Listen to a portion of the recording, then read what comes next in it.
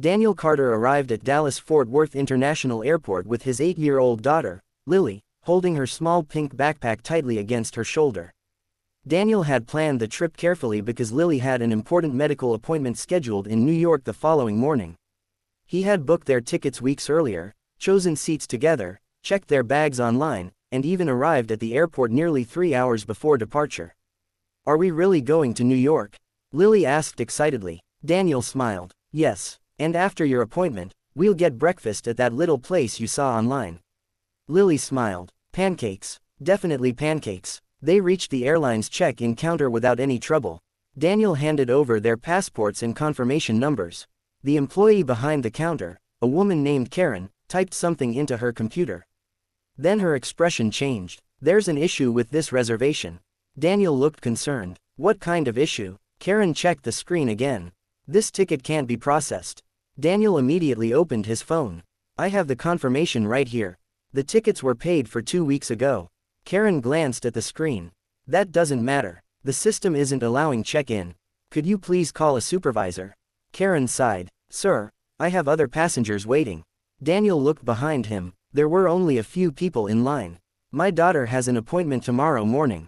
We really need to get on this flight." Karen shook her head. "Then you should have checked everything before coming here." Daniel remained polite. "I did. Everything was confirmed." Lily tugged at her father's sleeve. "Dad, are we going to miss the plane?" Daniel knelt beside her. "No, sweetheart, I'm going to fix it." Karen called the supervisor. A man named Mark arrived and looked at the reservation. "What's the problem?" "System won't accept the passenger," Karen said. Mark checked the screen briefly. "There's an account verification issue." Daniel showed him his identification. "I can provide anything you need." Mark looked at the documents. "You'll need to step aside."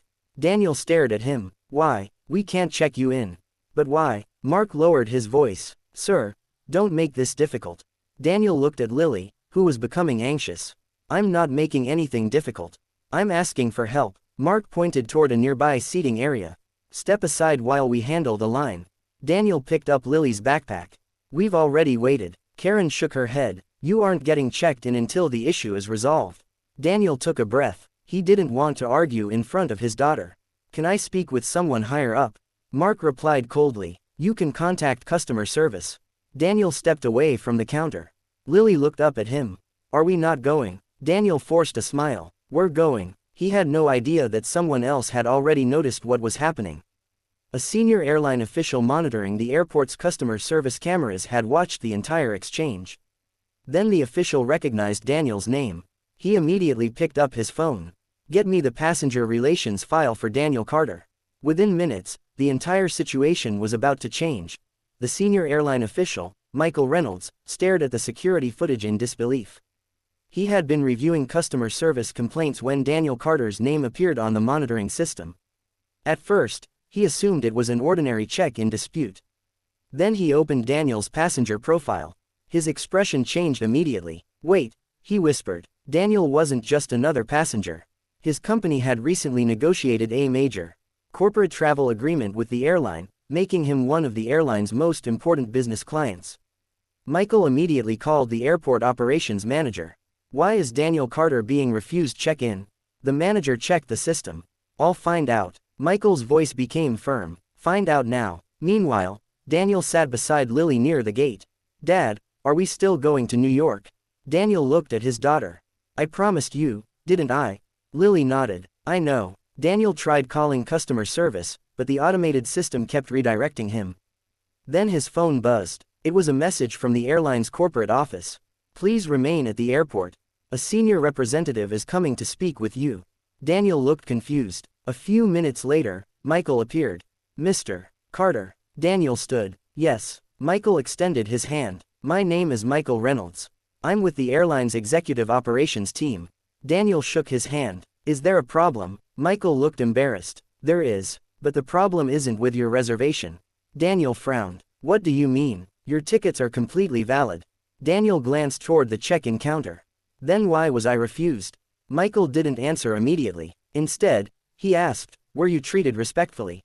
Daniel looked at Lily. "No." Michael nodded. "I apologize." Then every employee's phone near the counter suddenly buzzed. Karen looked down at her screen. Her face went pale. Mark checked his phone. Then another employee received the same message. You're fired. Report to our immediately. The entire counter area went silent. Karen looked at Mark. What is happening? Michael turned toward them. The footage has been reviewed. Mark stepped forward. Sir, there was a system problem. Michael shook his head. The system problem didn't tell you to humiliate a father in front of his daughter. Karen lowered her eyes. Daniel stood quietly. He didn't celebrate. He simply wanted Lily to get to her appointment. Michael approached him again. Mr. Carter, your flight is ready for boarding. Daniel nodded. Thank you. Michael paused. We'd also like to offer you and your daughter complimentary upgrades. Daniel smiled. That isn't necessary. We insist. Daniel looked at Lily. She was already smiling. Okay, he said. As they walked toward the gate, Michael watched them leave. The airline had lost several employees that afternoon, but the bigger lesson was clear. A passenger's appearance, status, or inconvenience could never justify treating them without dignity. Daniel boarded the plane holding Lily's hand. As they settled into their seats, Lily whispered, Dad, are we still getting pancakes? Daniel laughed. Absolutely. And as the aircraft lifted into the sky, Daniel had no idea that the airline's executives were preparing a personal apology, and a much bigger offer waiting for him when he returned.